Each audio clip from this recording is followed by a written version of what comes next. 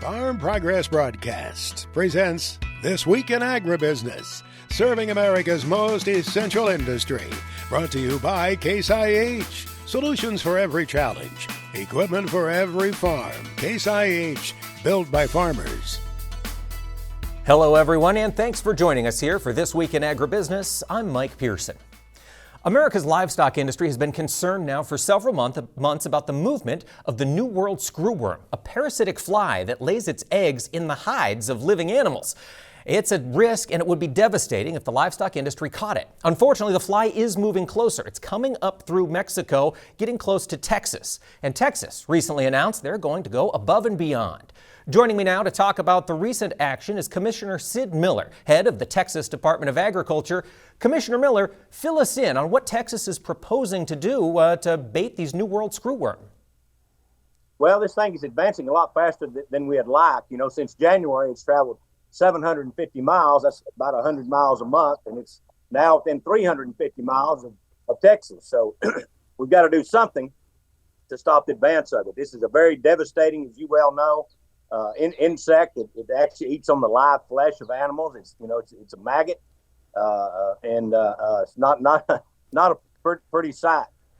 So what we've been doing is using 60-year-old technology, which is a tool, but it's we don't have that tool because it's going to take us 3 to 4 years to get enough sterile male flies to knock this thing back through Mexico, back into Central America. So we just don't have time to wait 3 or 4 years to produce enough sterile male flies. So my team has been working with scientists, and we've developed a bait. We're using a new formula of Swarm Lure 5, which Swarm Lure 2 was the bait used in traps back in the 60s and 70s. So we're combining this bait with an insecticide, and we put it out at 2 pounds per square mile, and we're going to get everything indicates that we're going to get about 90% control. Once we get 90% of them knocked down, we'll come in with the sterile male flies and mop it up. And we're pretty confident that this will stop the advance of the screwworm fly. All right. Well, that is good news. And you mentioned we've used this technology in the 60s and 70s. It's not untested. Why are we waiting until now to bring it back out, Commissioner?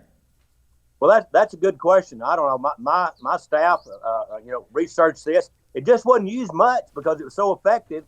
We had a resurgence in 76 and 77. And so it was tried then. It knocked them out, and then we never heard about it again. So everybody, I guess, just forgot about it. But anyway, we discovered it. It has been tried before. It worked excellent. So we had a meeting with Brooke Rollins, Secretary of USDA, last Saturday. She's all in. USDA is all in. So we're working on finding a manufacturer to put all this bait together, and then through USDA's Moore Air Force Base that they have in South Texas, it'll be distributed from there. And I imagine we're going to wait to distribute it until that screwworm threat gets a little bit closer, or as soon as the technology's here, you'll start rolling out these bait traps. Yes, and we're also putting this Swarm Lure 5 in traps. We're going to deploy those along the Rio Grande and around cruise ship terminals in case we have any hitchhikers coming back, from South Mexico and Central America. So we're on it. We'll get there. I don't have a date that we can actually deploy this, but I'm very optimistic that this is going to work very, very well in combination with the sterile flies. That's fantastic. We've got movement on the federal side, bringing these sterile flies back to the market. But as you mentioned, Commissioner, that's going to take some time. This could help us out in the meantime. Really looking forward to see how this technology works in the field, Commissioner. And thank you so much for taking the time to join us this week to fill us in on what's happening down there to keep that border protected. Thank you very much. This is a new thing. We'll get it out. By the way, it doesn't hurt any of the pollinators. It doesn't hurt honeybees, bumblebees, or monarch butterflies. It does kill a few houseflies, but I hadn't found anybody that's against that. That's a great point. So it's a win-win all the way around. Commissioner Sid Miller, thanks for joining us this week. Thank you. God bless. Our market segment this week is brought to you by Farm Futures. Keep up with these volatile commodity markets at farmfutures.com. Well, joining us this week to break down the movements in the commodity markets is Darren Newsom. He's the Senior Market Advisor at Bar Chart. And Darren, thanks for joining us this week. Yeah, I appreciate you having me on again, Mike. Now, we saw stock traders get very excited this past week about a new trade deal potentially with Japan. Darren, was there anything in there for agriculture to get excited about? Oh, sure. I mean, if it was real, there might be, but it's not. I mean, you hit the nail on the head with your first statement. This was all about stock traders. This is all about U.S. equity markets. Uh, it's it's just more of the same. Things are said, things are released, just to gain something, just to create a market move. And that's all it's about. I mean, there is no actual changes in trade, this, that, or anything else. It's all about creating market change, market moves, particularly to the upside, if and when it can happen. Darren, with that being the case, with the equity market surging, new record highs coming on the S&P 500, is that component of the financial market pulling money away from the commodity complex? I think it is, particularly in those markets that have no fundamental reason to draw money back, investment money back into the commodity sector. So, we aren't seeing much buying interest in corn at this point. We aren't seeing much buying interest in soybeans. And wheat, yeah, I mean, we've had a little bit of a rally, but we're seeing money come out of the wheat market. Fundamentally, it's bearish. There's no reason to continue to sell it. The investment side has made good money in the wheat subsector, so they're pulling money out. And they're going over into equities, which continue to surge higher. They do indeed. All right, Darren, taking a look more closely at that corn market you mentioned, we've heard one bright spot again and again this past summer, and that's corn exports. Do you think we're going to continue to see our export sales stay strong as we get through the remainder of this summer? I'm going to, believe it or not, Mike, I'm going to be a contrarian here. We've actually seen U.S. exports slow down since the last week of October, first week of November, something like that. And we can see this by looking at the weekly export sales and shipments numbers.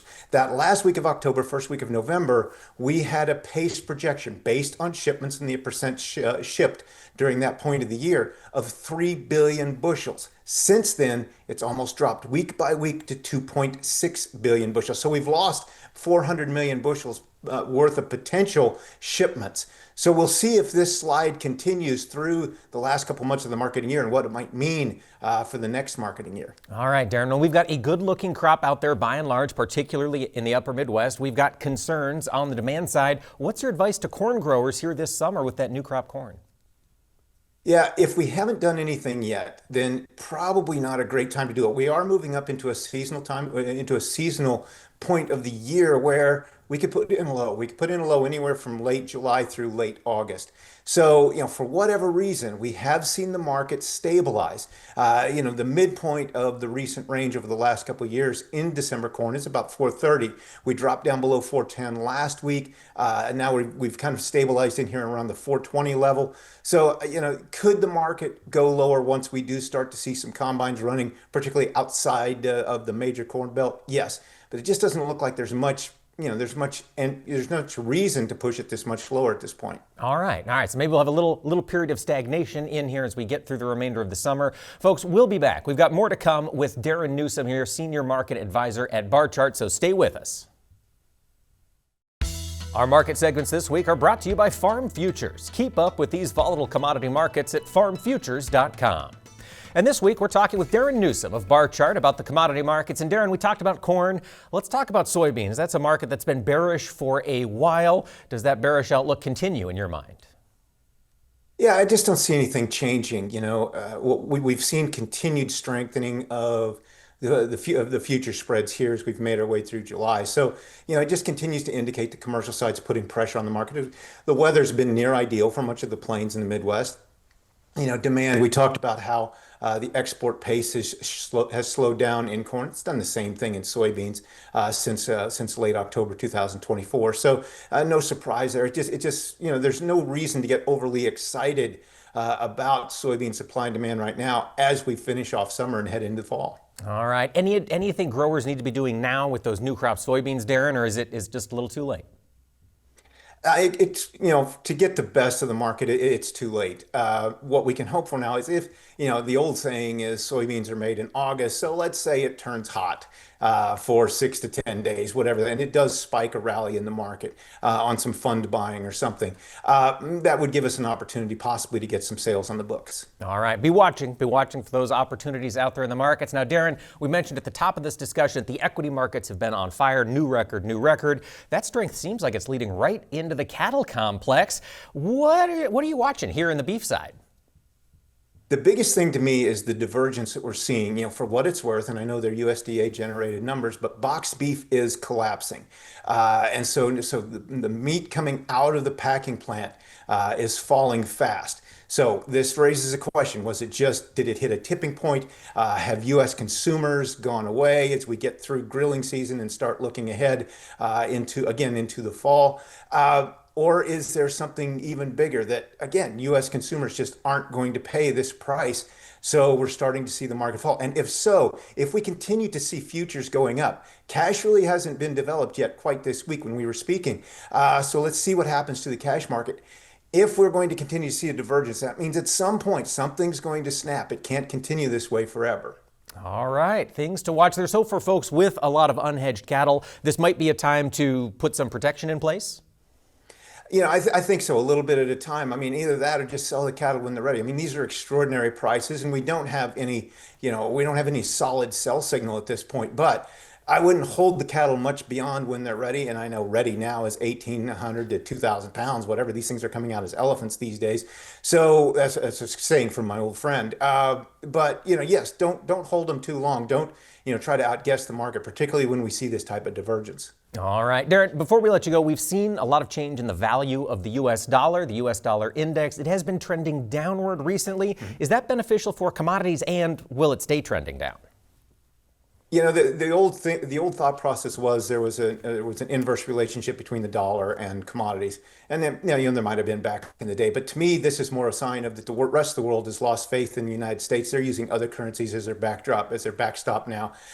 So there's just no buying interest in the U.S. dollar at this point. So I don't see it generating a great deal of new interest in U.S. commodities.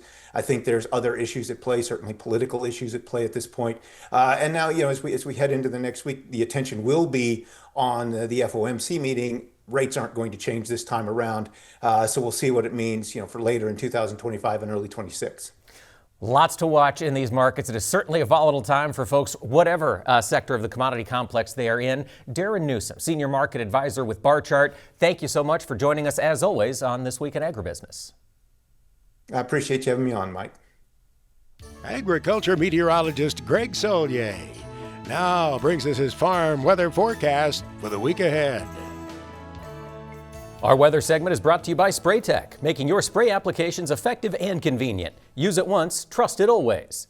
Greg Solier has been watching the weather around the country. And Greg, that Pacific Northwest region has seen a lot of fires recently. Any relief in the near term? Not really. Again, the pattern tends to move slowly but surely, but at a snail's pace this time of the year over many areas of North America, including the Pacific Northwest. And there's just not a lot of low-level moisture up aloft. There is, and that's the problem. We generate these dry-based, lightning-based thunderstorms, about 100,000 acres up in smoke between Washington State and Oregon. A snappy weather system for the time of year for summertime out of Big Sky country as that hot ridge underneath begins to move back to the west. Looky here, the showers and thunderstorms, which are heavy and severe, but moisture has improved. Topsoil moisture has improved significantly out of parts of Big Sky country, the western Dakotas. We'll do it again, and some relief for outdoor work and livestock operations. It's a cooler, drier Canadian air mass that builds on in. This low is still tucked into parts of the middle parts of the plains, and there's still some potential for some thunderstorm activity as well. But the hot stuff is here, and the dry-based thunderstorms continue to build on northward. So more fire and more fuel and more potential out there for some issues regarding the containment of wildfires in the Pacific Northwest. A pretty classic setup here. Thermal low across the southwestern part of the country. Monsoon tap continues on. Those dew points in the low to mid 60s. Here comes some of that triple digit stuff. Yeah, the dryness and drought, it's worsening a bit through parts of Oklahoma and Kansas, but you'll get that at 95 to 105 degree weather. That's the same hot weather, by the way, that was over the central and southern Corn Belt last week. It moves off this way. Yeah, retrogrades back to the west. We get a little tropical system out of Baja with downpour producing showers and thunderstorms. When we put the severe in this slant direction, because that's the way the storms move, they have upper level wind support, Mike, and the severe weather nature derecho driven type of setup may be getting going over parts of the plains and Corn Belt late in the week. Now, do you see that potential for a derecho or severe weather extending all the way to the northern Corn Belt as well? With time, it'll probably start there quickly, but more so as you get into the Great Plains, into the mid-Mississippi Valley, Midwest corn and bean complex. Here's this 95 to 100 degree heat. And we were still able to bust the cap and make some rain out of that. So we've embedded it with tropical moisture and some cooling clouds. And on top of that, it's a pretty snappy cold front. You can see how the upper level winds turn back in from the west to northwest. Series of frontal boundaries along this stretch here with the heat suppressed southward. Cooler, drier air up to the north, and in between, no shortage of showers and thunderstorms. There'll be some soakers and severe. It's that time of the year for lodging, blowdown, green snap, the whole 9 yards. We'll keep an eye on that as the week wears on. A little tropical doodah enhancing the rainfall over the Rio Grande Valley, parts of Texas as well. Watch the flash flooding. Here's the heat for now into the Ohio Valley, and in the transition, showers and thunderstorms continue on, and then they build into the central and southern plains, southern Corn Belt, as a tropical system like still kind of El Nino looking will enhance the rainfall and the downpours in the southwestern states later on into the week. Take us all the way to the northeast. Greg, what are you watching along the East Coast next week? There will be, with time, a hint of autumn in the area. Strengthening northern branch of the jet will follow in behind this frontal boundary, and its clusters of showers and thunderstorms, heavy and severe. The tough of the heat and humidity combined over the southwestern and southern Corn Belt areas, but it'll be on the move, back heading from right to left, a westward movement, a retrogression as we call it in the weather business, as windy, cooler air spins down to the Canadian prairies. Some shower activity for the northeast of New England. Front gets hung up across the Ohio, Tennessee Valley into the central plains. So do the showers and thunderstorms, and so do the potential for severe weather. We are not done with organized rains by any means for now, at least into the early part of August. They'll extend into parts of the Pacific Northwest as well. It's a heat wave, yeah, but it's late July, early August. Here it is, Tennessee Valley, tropical rain and through parts of Texas. The rainy season has put a dent in the dryness and drought across much of Florida. Later on into the week, we see maybe something trying to get going from an enhanced rainfall potential over parts of the lower Mississippi Valley. The heat breaks into the Ohio Valley. Southern Plains continues on with showers and thunderstorms scattered across the Gulf Coast and more significant rainfall, downpours for much of the Sunshine State. Closed captioning this week is brought to you by Farm Progress. Their team of experts reports on innovative solutions and essential information for your farm business. Visit farmprogress.com to stay updated.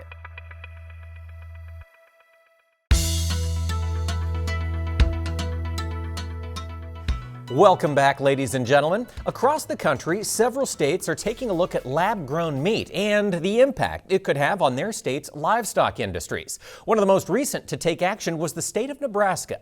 Joining me now to talk about their recent moves is farm broadcaster Susan Littlefield with the American Ag Network. And Susan, thanks for joining us.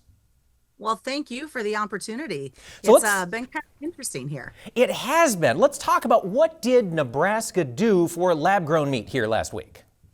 You know, this was a bill that was introduced, and I'm glancing at my screen so I get the bill number right. It was LB 246. So if anybody wants to check it out and kind of read down the bill.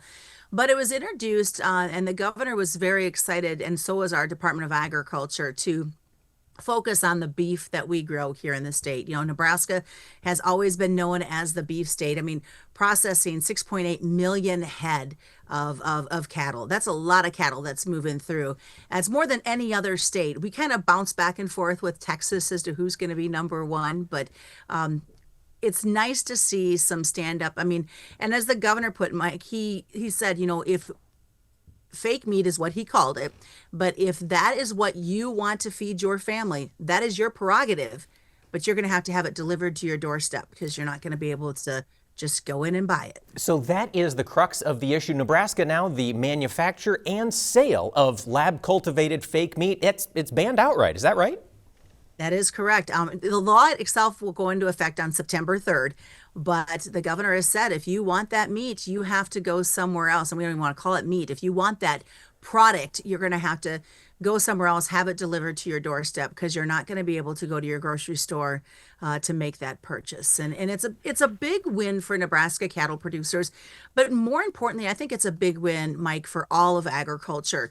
Whether you raise cattle, sheep, hogs, you know that this is going to happen down the road, that we're going to start seeing other products moving out that showcase animals other than beef. So it's nice to see him have the stance.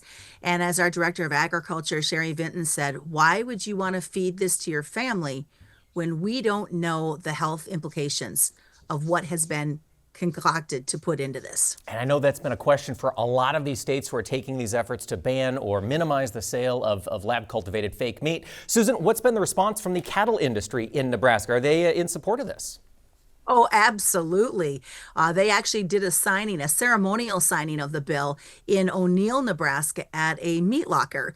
And the crowd was full. I was seeing some photos of the event with the governor, and there's a lot of folks that are very happy to see this happen and to see somebody stand up to say, hey, this is a big part of our economy. Right. And we don't want to lose it. And we ship a lot overseas, so we know that folks are going to know they're getting good, high-quality beef out of Nebraska. That's what it's all about. Farm broadcaster Susan Littlefield, thank you so much for joining us this week. Thanks again. Summer is moving along very quickly, but fall will be here before we know it. And this past week, our meteorologist Greg Solier premiered his fall weather outlook on the Feedstuffs 365 live stream. He joins us now to break it down a little bit. Greg, as we're looking ahead to September already, that's hard to believe. Yep. What are you seeing in the early parts of that month? Well, we'll take a look from a temperature and precip standpoint. We have the live stream each and every month, and then on Tuesdays and Fridays, late morning, late afternoon, we post a kind of a shorter term update, runs hand in hand to the forecast here on This Week in Agribusiness. So you're covered in just about any direction, and we're coming at you from every direction. We're into a neutral state atmosphere. We still think we're in an El Nino, but quickly exiting from our vantage point in the weather office. Above average warmth over this part of the country, moving things towards maturity. Same with temperatures here across areas of the northern and eastern Corn Belt and through the eastern states. Really no big headlines going forward for the month of September in the temperature department. We'll get some spikes, we'll get some cool-offs, but generally speaking, we're in good order over the middle part of the country. This, as we have been talking about, this should have been here probably about 3 months ago, but it's finally arriving, and it will likely work, as we've been talking about on the live streams, to our benefit, for at least from a harvest standpoint and getting crops to maturity. Look at the drying out underway across parts of the country. Good for some, not so great for others. The tropics getting a little more active. It's going to be a hyperactive season up and down the eastern seaboard, the western Atlantic, still above average moisture near the Canadian border, Pacific Northwest. But if we play our cards right there, Mike, September, we're going to be out in some parts of the Midwest in an early harvest mode as we see it. Well, and I know some growers got in really early, so they'll probably have harvest ready to go. Now, as we get into October, Greg, do those high temps stick around over the central part of the country? Generally speaking, they do. The only little caveat, we talked about this in the live stream, sometimes when we get tropical systems coming out of the western Atlantic, we tug the jet stream a little farther south and get into these brief little cool snaps. There might be a whimper of frost. Don't think it's going to be anything to impact the crops, but a general trend towards somewhat below average into the northern lakes region, the northeast of New England. That's kind of a reflection of that thinking. Warmth over the southeastern part of the country. Here's the hot ridge still across the western states, and probably more fire potential too in that part of the country. The weather pattern a little more active up near the Canadian border, the far northern and eastern Great Lakes region. If we keep the tropics quiet in the Atlantic, this will be a trend towards probably normal to below. And look at the expanding issues, maybe some good, maybe some not so good, but at least moisture reduction and dry down over some of the Corn Belt areas in the west and south.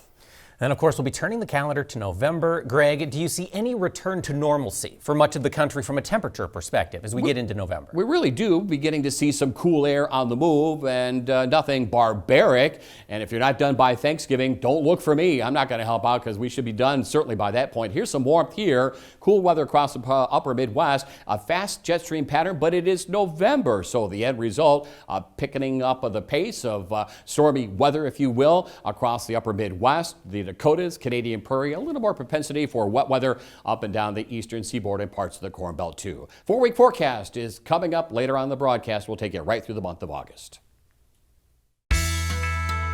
Farm Progress Broadcast presents This Week in Agribusiness, serving America's most essential industry. Brought to you by Pioneer. Plant with confidence. Plant the #1 corn and soybean seed of the U.S. Pioneer. Welcome back, ladies and gentlemen, and thanks for joining us here for This Week in Agribusiness. Just before the 4th of July, Congress passed and President Trump signed the most expensive bill to ever come out of Congress, the so-called Big Beautiful Bill. Clean fuels received some pretty big benefits in this legislative package, and recently I had the chance to talk with Kurt Kovarik, Vice President of Federal Affairs at Clean Fuels Alliance America, about what came out of this bill. It was an enormous bill that the House and the Senate spent a lot of time on. The president was very invested in getting this enacted before July 4th. Somewhat of a Herculean effort if you think about the complexity, the cost, the dynamic, all of the committees that were involved. But as you noted, clean fuels and biomass-based diesel in particular was a significant winner in this package when a lot of clean energy provisions were on the chopping block, particularly those created under the Inflation Reduction Act by Democrats in 2022. All of them had an enormous target on their back. We were one of those industries that benefited from positive policies from the Inflation Reduction Act, and we're certainly concerned about whether or not we would survive this bill. It's a true testament to our Republican champions in both the House and the Senate, and quite frankly, President Trump, that the recognition that homegrown, ag-based biofuels have a role to play both in our nation's energy security and our rural economic development and the benefit to the farmers. So in the end, while many suffered reductions and cutbacks, we actually got an extension of our important provisions and enhancement of those important provisions. All right, so we're seeing some wins when it comes to sustainable aviation fuel, renewable diesel, biodiesel. Let's talk that 45Z clean fuel credit. We did see some action on that front. Can you fill us in on what's developed? Absolutely. So this is a tax incentive to promote the domestic production of biofuels, including biomass-based diesel, renewable diesel, and sustainable aviation fuel. We got a 2-year extension. It was set to expire at the end of 2027. It's now extended through the end of 2029, which provides a longer runway, more market certainty for producers and feedstock providers. It also included a couple of enhancements from the soybean farmer perspective. That is, restricting the feedstock that can be used to U.S., Canada, and Mexico, as well as a provision that we strongly supported, and that is removing this notion of indirect land use penalties that are ascribed to crop-based biofuels for impacts that occur around the globe that in our mind are not based on sound science. So it strikes that, which has the effect of essentially doubling the credit value for U.S. soy and canola feedstocks that go into biofuels, which is a huge win for them.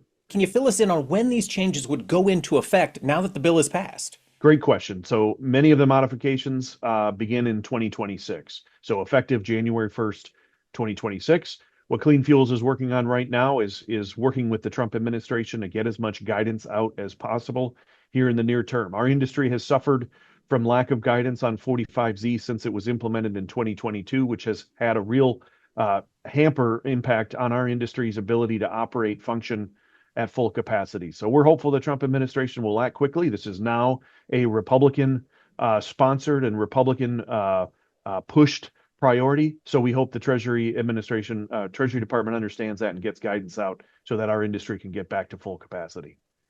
Absolutely. This bill pushes us in the right direction, but now we need this policy momentum to continue. Kurt Kovarik, Vice President of Federal Affairs at Clean Fuels Alliance America, thank you so much for joining us this week. Always glad to be with you.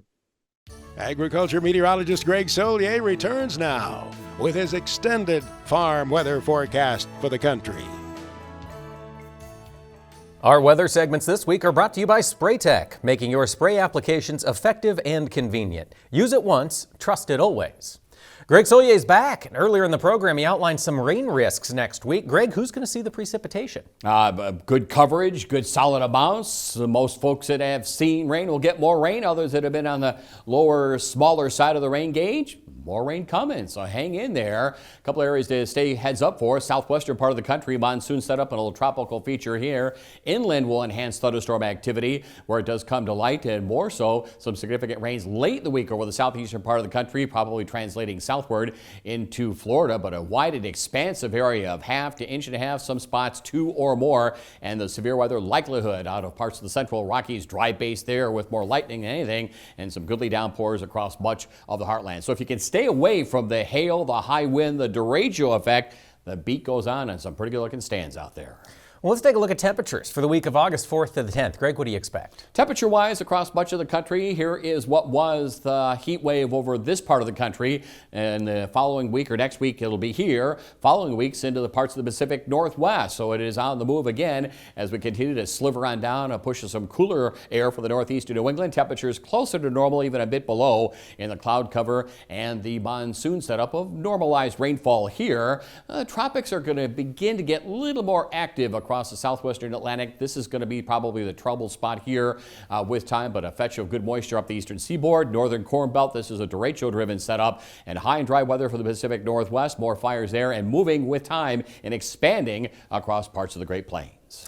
Is that excessive heat still on your radar for the week of August 11th? We're keeping an eye on it here, and as we see it right now, it is still lined up in the Pacific Northwest, kind of expanding a little bit more. Some downslope conditions. Temperatures continue to cool in this part of the country, a little above average. Soil moisture in good shape. You're away from the severe stuff. No excess in either way or either side of the equation. You're moving that crop quickly to maturity. Across the Corn Belt, temperatures about normal up and down the eastern seaboard. And the moisture pattern continues to be a little more active, something inland here, Gulf Coast, something out across the western Atlantic for Florida and the eastern states, but an active jet stream pattern riding the ridge, Pacific Northwest, Canadian Prairie, into areas of the northeast of New England as the drying trend gets underway across the Corn Belt and Plains. All right, is there excessive heat to help with that drying as we get to the week of August 18th? It is still into position here and reestablishes itself briefly on a progressive weather pattern over the middle part of the country, hastening things towards maturity. Some issues in pasture lands. Temperatures about normal here, the warmth all the way up and across parts of southeastern Canada, and the wet weather pattern is focused in the monsoon setup here, Gulf Coast, the southeast, eastern states, with expanding dryness and drought for the Corn Belt. Our Farm Progress Roundup is sponsored by Brandt Industries. Lead the field with Brandt's lineup of heavy-duty grain carts and make the most of your harvest season. Visit brandt.ca for more. The editors at Farm Progress like to keep up to speed with what's happening in their industries, and Sarah Muirhead, the editor of Beef and Feedstuffs magazine, has certainly been doing that. Sarah, thanks for joining us this week. Thanks for having me, Mike. Now, of course, as you are putting that expertise to work, you will be bringing it to the fore at the Husker Harvest Days show in the Beef Building. Be having educational sessions throughout the day. Talk to us about what will be there this year. We've got a lot of exciting things for cattle producers and those interested in the cattle industry to come and learn about. We've got a great session, actually 3 sessions, on genomics and genetics, which is a very important topic for the cattle industry right now. We've seen what the dairy industry has done in terms of improving their return. So let's take a look at that from a cattle perspective and really understand what these each individual animal has to offer the industry. We've got a panel on lending in the industry, which is a huge topic, as you know. We've got 3 folks coming in to talk with us about that topic. 2 are bankers, and one's in the insurance side of the business, which is also important when we look at, how do we protect ourselves in that aspect. We've got a heifer development speaker coming in to talk to us about how to properly develop those heifers as we look to determine whether we keep these heifers, get more heifers going into this new season. I know that's a big question for a lot of cattle folks, so we're going to talk about that. And we've got a panel coming in of 4 breeds, and we're just going to talk about what's new in these various breeds and what they're looking at from opportunities and challenges. And then a big highlight will be a gentleman from Black Shirt Feeders. He's a founder. Black Shirt, I don't know if you're familiar with that. Huge operation in Nebraska that's coming in and building up, ramping up to 150 head of cattle. Yes. And they're not going to be using any additional water, and they're going to be using a smaller footprint. They've got technology that's really helping them to develop this and move this model forward. So we're really interested to hear where that's going and how that's evolving. That is fascinating. And so these panels will be every day, all 3 days, the 9th, 10th, and 11th of September in the Beef Building. Mm-hmm. They switch a little bit by day, but yes, during that 10 to about 2:30 time period. We also have another panel from Ducks Unlimited. So we're going to be talking about conservation, sustainability.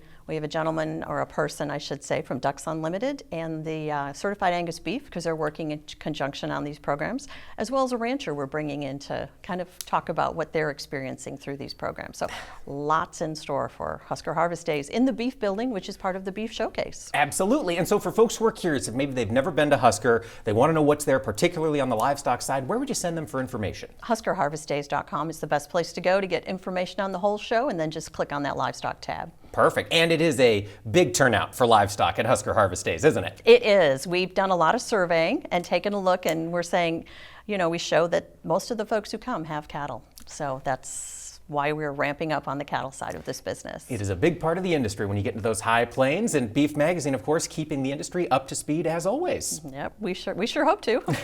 Excellent. Sir, you're head editor of Beef Magazine and Feedstuffs. Thank you so much for joining us and filling us in on what's ahead at Husker Harvest Days. Thank you, Mike. Now on This Week in Agribusiness, it's Max's Tractor Shed, where we spotlight another great American farm tractor.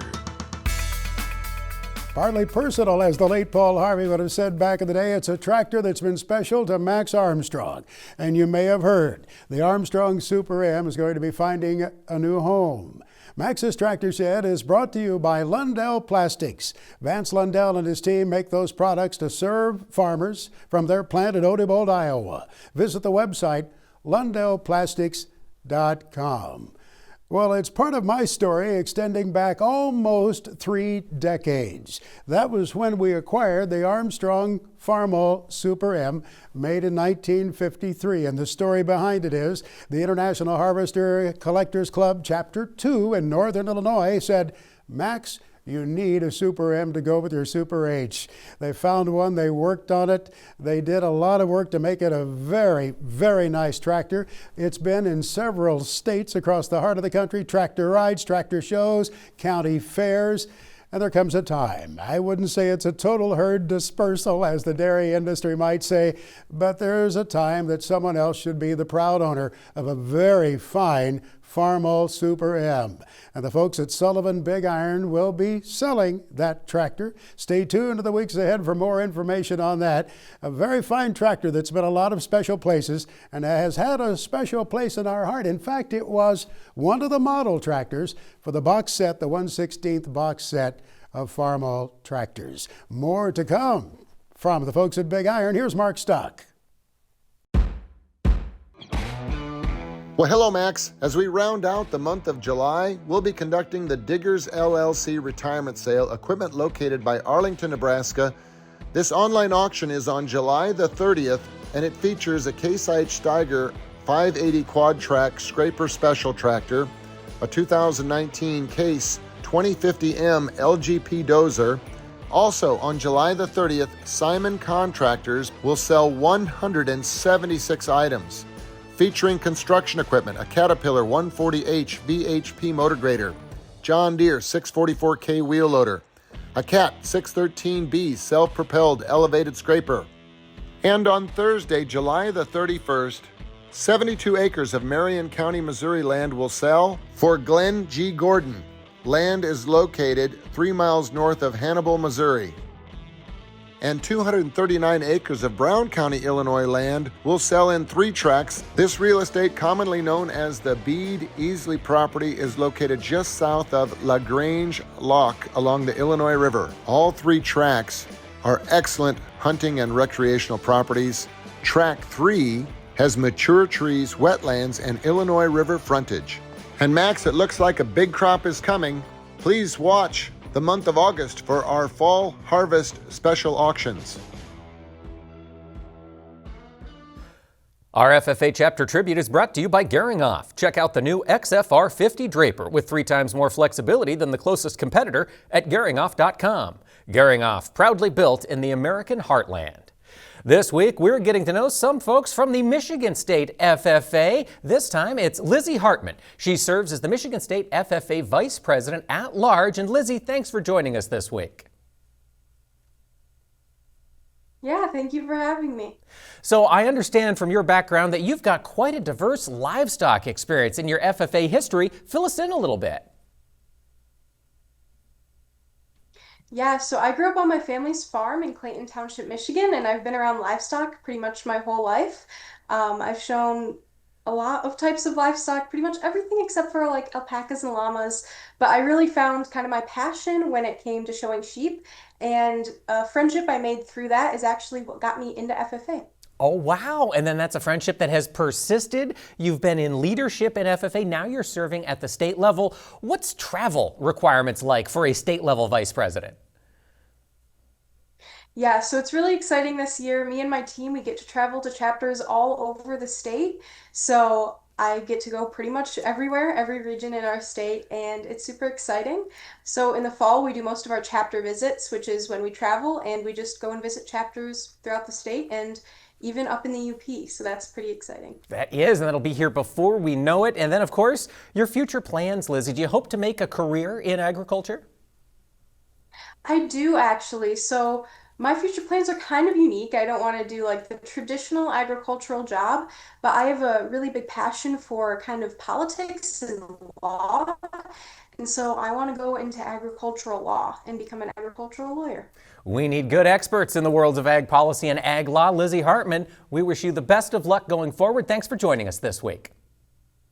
Colby Ag Tech is brought to you by AGI, supporting your expertise with industry-leading grain handling, storage, conditioning, and monitoring solutions. AGI, we're right there with you.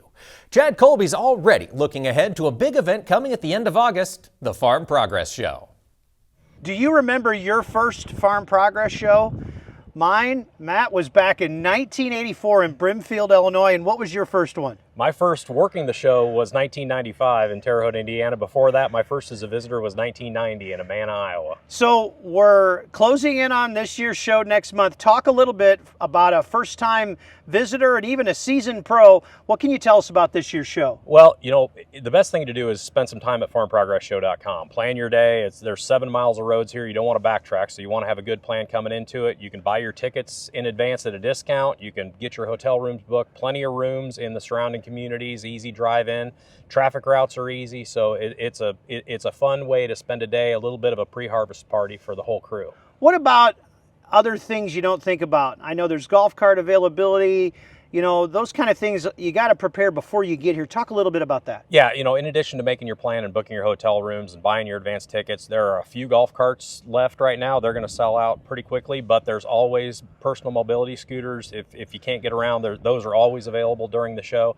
But then schedule the day. You know, we have field demonstration harvesting at 11 o'clock and tillage at 2 o'clock every day, and you're going to want to check out the dog contests or the drone flights and all the different activities that are happening throughout the day, in addition to having the conversations with the exhibitors that are here to talk about their products. Well, I think too, for myself personally, it's the field demos, right? I mean, the field demos, there's just no other show like this, honestly, in the world for those big, massive field demos. Harvest, tillage, they're awesome.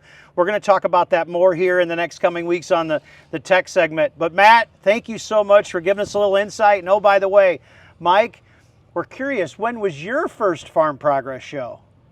Well, that's a good question, Chad, and I had to go back in my memory a little bit, but I believe the first show I can remember attending was the 1996 Farm Progress Show at Amana Colonies. It would be another 24 years before I was working at a Farm Progress Show in 2020. Thanks, guys.